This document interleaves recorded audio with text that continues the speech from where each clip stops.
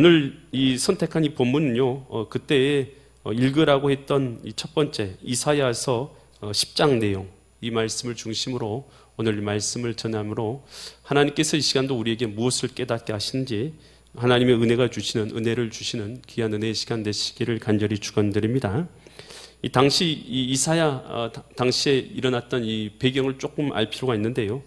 이 당시에 이 북이스라엘이요, 우상 숭배에 빠져 있었던 것이에요.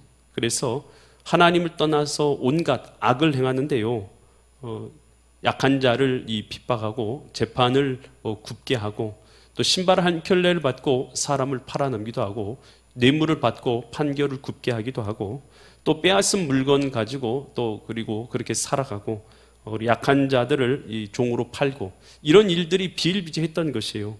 하나님께서 이런 온갖 악행을 보시면서 하나님께서 진노하시죠. 그래서 아수르라는 나라를 통해서 당신의 도구로 사용해서 아수리로 이스라엘을 치게 하십니다. 당시에 아수르라는 나라는요, 지금으로부터 약 2800년 전에 현재 있는 이라크에 있는 이라크 북부 지방에 위치해 있는 나라였다, 이렇게 생각하시면 되는데요.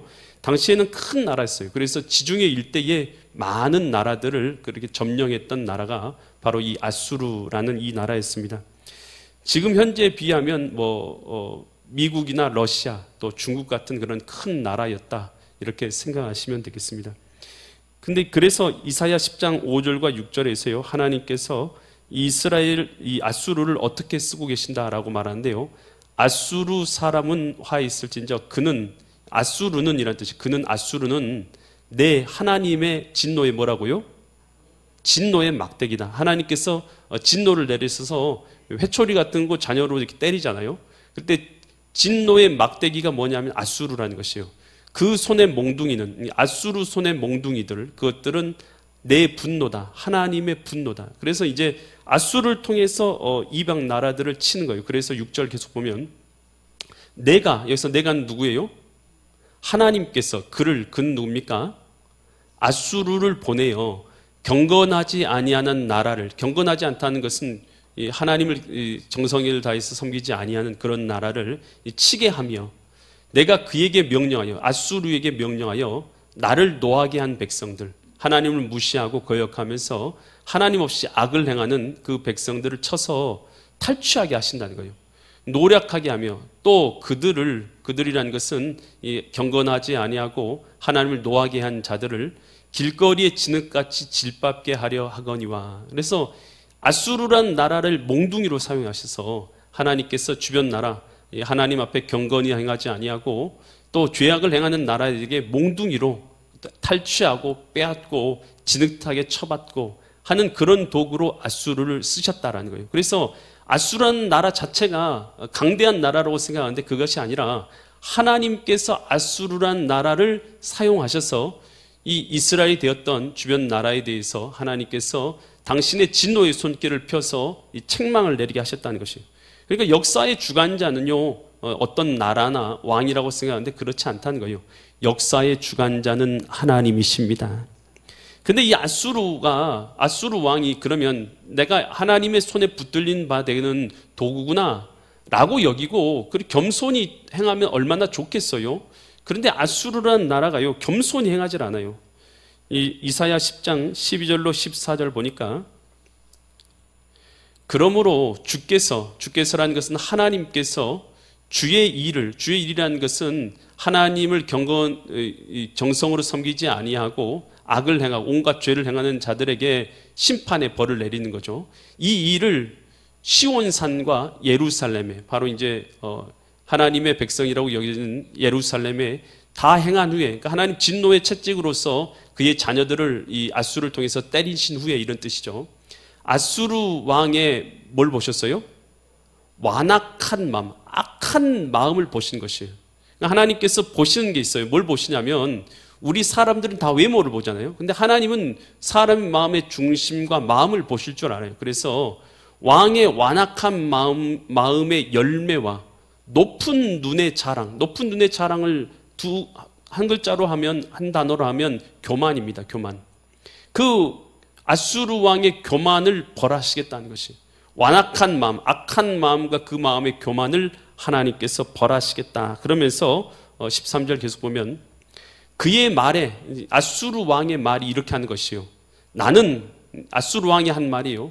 얼마나 교만하게 말하냐. 나는 내 손의 힘과 내 지혜로 이 일을 행했다. 이 일을 행했다는 것은 주변 나라들을 점령하고 이스라엘을 점령하고 빼앗고 그렇게 했다는 것이죠.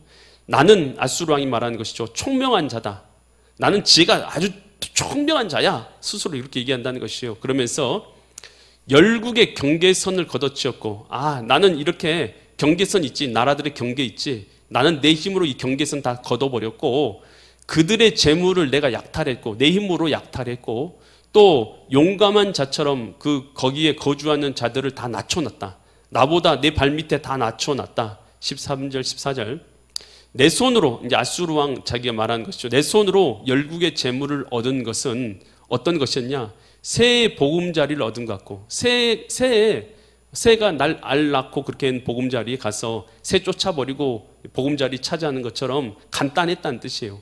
그리고 온 세계를 얻은 것은 내버린 날을 준 것 같았다. 새가 잘못해가지고 떨어뜨린 날, 그런 것을 주는 것처럼 세계를 얻는 것이 내게는 간단했다. 아무것도 아니었다.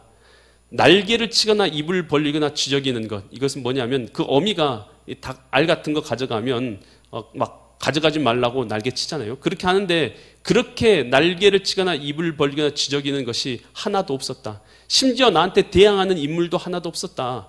내 능력 앞에 다 벌벌 떨었다. 내 지혜 앞에 벌벌 떨었고 나는 열국의 경계선도 내 맘대로 다 옮기고 그랬다 하면서 이것이 다 누구의 권세였고 누구의 지혜였고 누구의 능력이라고 자랑해요?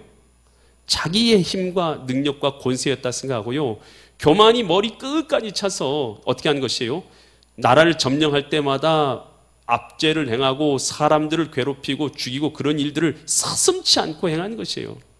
하나님 볼 때요, 이가요, 하나님께서 진노의 몽둥이로 채찍으로 사용하셔서 말 안 듣는 자기 자식 맷때린 데 쓰려고 썼던 나라가 아수르인데, 아수르라는 이 몽둥이가 자기를 쓰신 하나님을 깨닫지 못하고 자기가 교만에 빠져가지고 이건 내 힘으로 한 거라고 하면서 도에 지나치게 교만이요, 도를 넘는 수가 있어요.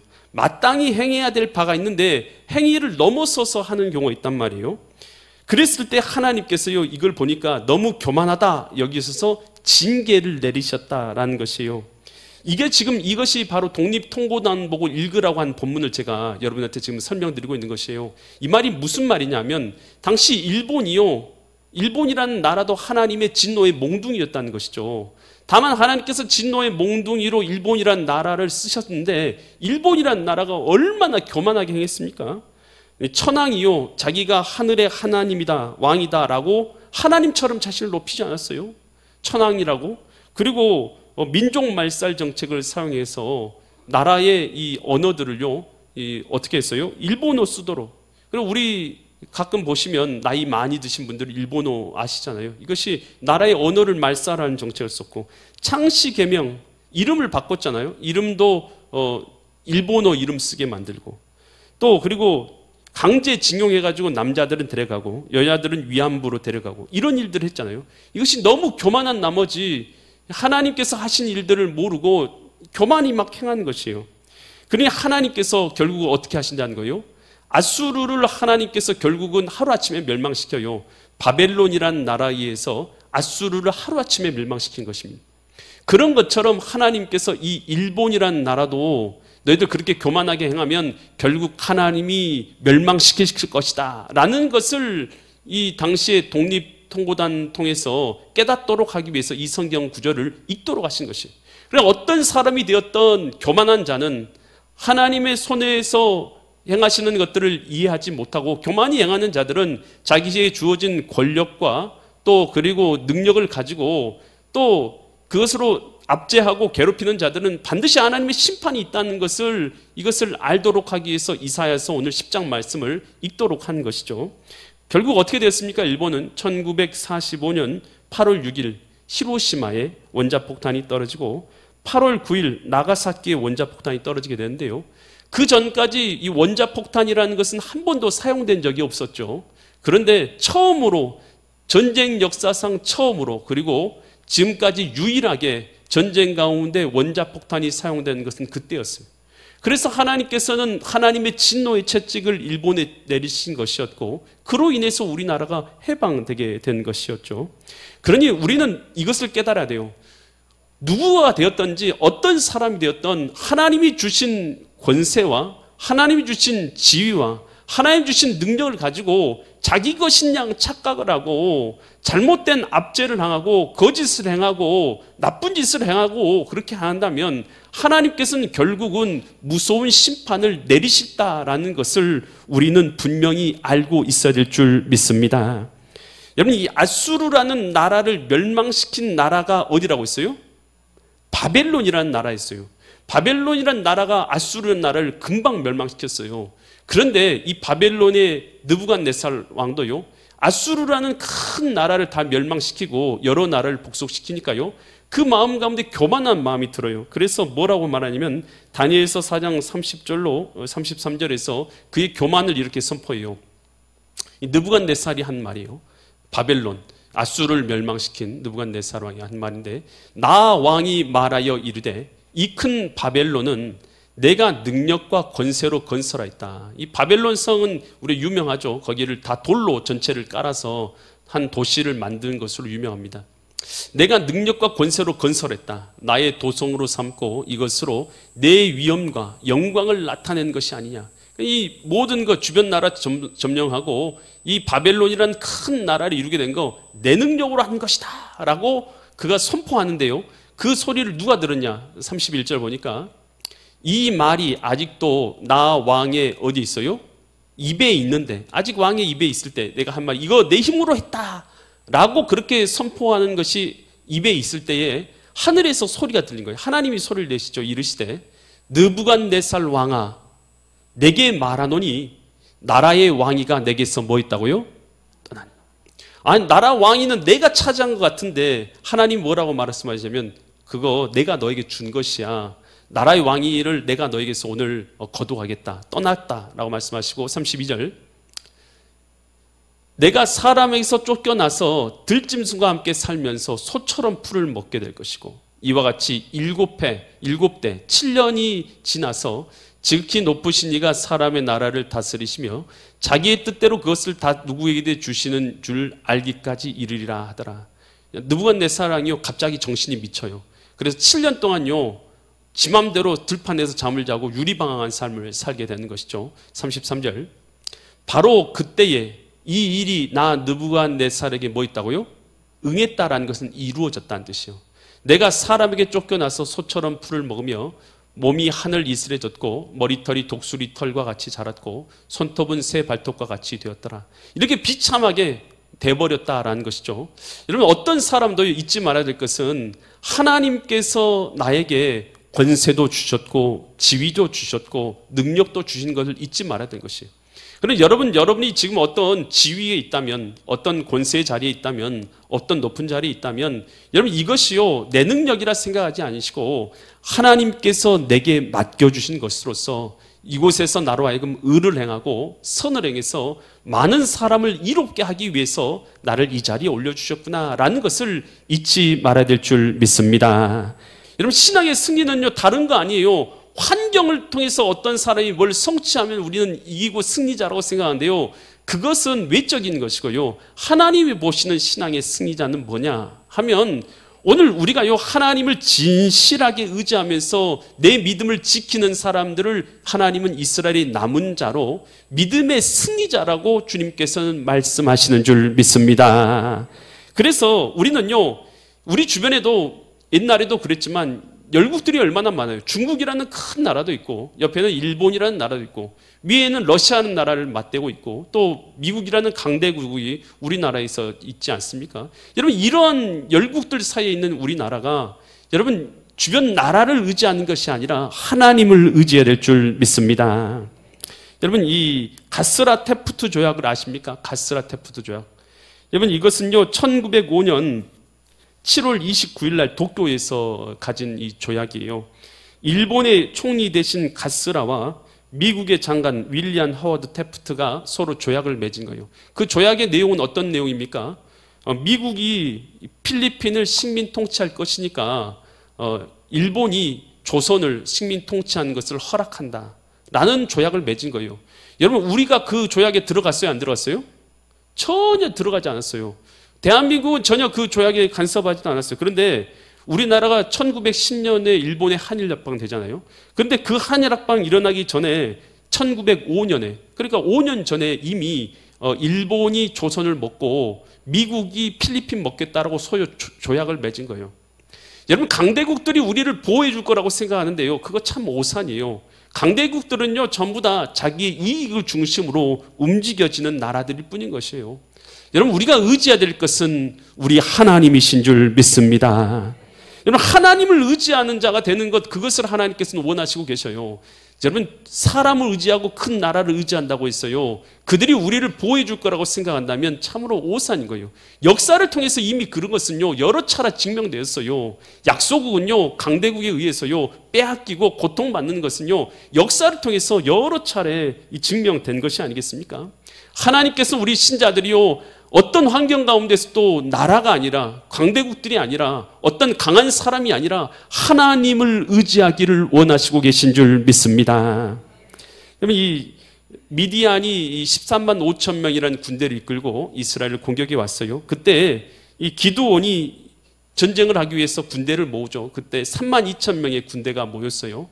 근데 하나님, 내가 이 3만 2천 명의 군대를 이끌고 가서 저 미디안 13만 5천 명을 이길 수 있겠습니까? 라고 기도를 드렸더니 하나님 뭐라고 말씀하세요? 전쟁에 나가서 싸우라고 해요? 아니면 싸우지 말라고 해요? 돌려보내라고 해요. 3만 5천 명 모인, 3만 2천 명 모인 군대를 돌려보내라는 것이에요. 그래, 몇 명만 남기라고 그래요? 300명만 남기라고 해요. 아니, 13만 5천 명에 비해도 3만 2천 명은 적은 숫자인데, 아니, 그 다 돌려보내고 300명만 남기라요. 그러면서 뭐라고 하나님께서 말씀하시냐면 사사기 7장 2절처럼 말씀하세요. 여호와께서 기드온에게 이르시되 너를 따르는 백성이 너무 뭐하다고요? 너무 많다. 그래서 내가 그들의 손에 미디안 사람을 넘겨주지 아니할 것이다. 이 전쟁에서 미디안 사람을 넘겨주지 않을 것이다. 이는 그 이유가 있는데 왜 그러냐? 이스라엘이 나를 거스러 스스로 자랑하기를 내 손이 나를 구원하였다 할까 함이라. 내가 이 전쟁 이기게 해줘도 그들이 생각하기를 뭐라고 생각할 거냐면 이거 우리 손으로 이긴 거지 하나님이 도와서 한 거 아니야 라고 말할 것 같으니까 내가 그들을 통해서 일하지 않다는 것이에요. 3만 2천 명으로 일하지 않고 300명으로 일하시는 이유가 있는 줄 믿습니다. 왜 그러냐면 그렇게 하면 그 숫자를 의지해서 내가 했다고 했기 때문인 것이에요. 사람은 다 비슷해요. 여러분, 돈이 좀 생기고 명예가 생기고 권력이 좀 생기고 지위가 좀 생기면요, 뭘 의지하게 되냐면 내 힘을 의지하게 돼요. 내 능력을 의지해요. 내가 했다, 이것이 강해져요. 그런데 그렇게 하면요, 그것은 하나님이 싫어하는 것이잖아요. 하나님은 뭘 받기 원하면 하나님을 의지하는 것을 원하시고 계신 줄 믿습니다. 신앙생활은요, 하나님을 의지하는 거예요. 하나님을 의지하는 자가 승리자가 되는 것이에요. 그래서 시편 9장 10절에서 9편 10절에서 이렇게 말해요. 여호와여, 주의 이름을 아는 자는 주를 뭐 한다고요? 주님을 아는 자는 주님을 의지할 줄 믿습니다. 이는 주를 찾는 자들을 하나님이 뭐 하지 않으셔요? 버리지 아니하십니다. 여러분, 주님을 의지하면 하나님은 여러분을 절대로 버리지 않습니다. 잠언 16장 20절에서 이렇게 말씀하세요. 삼가 말씀에 주의하는 자는, 하나님의 말씀에 주의하는 자는 좋은 것을 얻게 되는데 여호와를 뭐하는 자가요? 의지하는 자가 뭐가 있다고요? 복이 있으리라. 여러분, 하나님을 의지하면 복이 있습니다. 잠언 3장 26절에서 이렇게 말해요. 대저 여호와는 내가 뭐 할 자라고요? 의지할 자예요. 주님은, 하나님은 내가 의지하는 자예요. 그러면 어떻게 된다고요? 내 발이 걸려서, 내 발을 지켜서 걸리지 않게 하시리라. 여러분, 주님을 의지하면요, 여러분의 삶 가운데 걸러 넘어지는 일이 없도록 주님께서 지켜주실 줄 믿습니다. 그러면서 이사야 10장 21절에서 이렇게 말씀하고 있어요. 남은 자, 남은 자가 어떤 자가 남은 자라고 했어요? 믿음의 승리자들.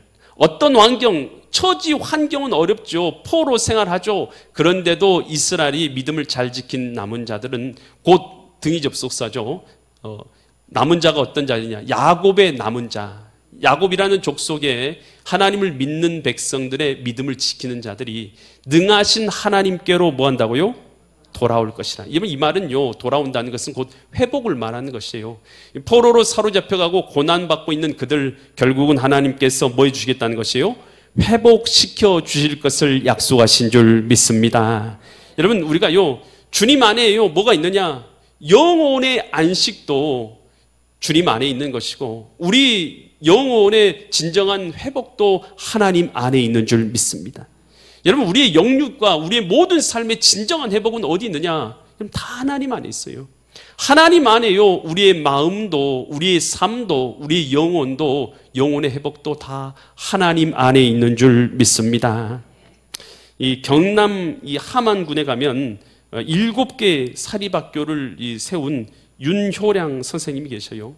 이 윤효량 선생님은요, 자기 고향인 함안에다가 중학교 5개 세우고 고등학교 4개를 세웠어요. 그리고 보육원과 타가우스를 10개를 세웠습니다. 여러분, 학교 하나 세우기도 힘든데 이렇게 많은 학교들과 이 보육원과 타가를, 그러니까 거의 20개나 세운 거죠. 학교를 20개나 세워서 운영했어요. 그 지역에서는요, 대단한 지주였고 대단한 지위와 명성을 얻은 자가 된 사람이 이 윤효랑 씨였어요. 그런데요, 그는요, 그 지위와 명성을 다 누리다 보니까 자꾸만 교만해져 가서 교만이 행하며 살았어요. 그런데 59세가 되었을 때 갑자기요, 눈이 안 보이게 된 것이에요.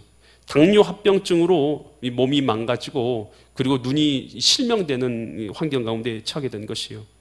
그때 자기가 눈이 딱 머는 순간 그가 깨달은 거예요. 자기가 지금까지 쌓은 모든 것이 사상 누각이었구나. 모래 위에 세운 것이었구나. 아무것도 아니었구나. 그냥 눈 멀고 나니까 아무것도 아니구나라는 것을 순식간에 깨닫게 된 것이에요. 너무 절망 가운데서 빠져가지고 병원에서 누워있는데 아무것도 뭐 어떻게 할 수가 없어서 병원에 누워있는 상태가 되는 것이에요. 그런데 옆방에서요, 옆방 병실에서 찬양하는 소리가 들려오는 것이에요. 기도하는 소리가 들리는 것이에요. 자기도 어렸을 때 주일학교를 다녔거든요. 하나님에 대해서 들어봤거든요. 그 음성이 들리는데 기도하는데 지금까지 자기가 하나님 없이 얼마나 교만하게 살았는지를 깨닫게 되는 것이에요.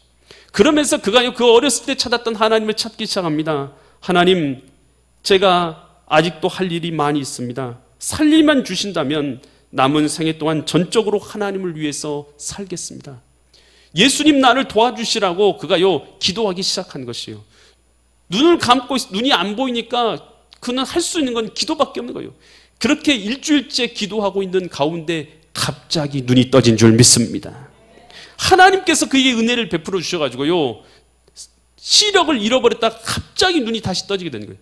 그리고 나서요, 그는요, 하나님께서 일으켜준 그 기적으로 인해서 감사하고 감격해서요, 그가 세운 모든 학교의 정관을 개정했어요. 정관에다가 어떤 내용을 집어넣냐? 기독교 정신으로 학교를 운영한다.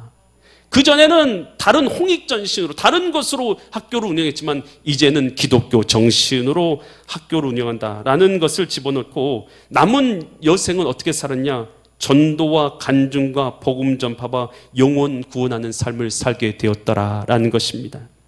여러분, 오늘 우리 모든 사람 가운데요, 이 윤효랑 씨 안에서 일어난 회복의 역사, 치유 역사가, 여러분, 그 역사 속에서요, 나의 치유의 역사와 나의 회복의 역사를 바라보는 믿음을 가질 수 있기를 간절히 축원드립니다. 이 사람의 회복 속에서 나의 치유를 바라보고 나의 회복을 바라보고 그렇게 기도하가 치유받는 역사가 우리 가운데 있을 수 있기를 간절히 축원드립니다. 오늘 우리 마음 가운데서도요, 비록 내가 처한 환경과 처지가 고통 가운데 있고 절망 가운데 있다 할지라도 반드시 믿음의 승리자들, 믿음의 남은 자들을 하나님께서는 지키시고 보호하시고 위로하시고 회복시켜서 당신의 뜻을 이루실 것을 바라보면서 믿음의 남은 자로서, 믿음의 승리자로서 삶을 살아가시는 믿음의 성도님들 되시기를 예수 그리스도의 이름 받들어 간절히 축원드립니다.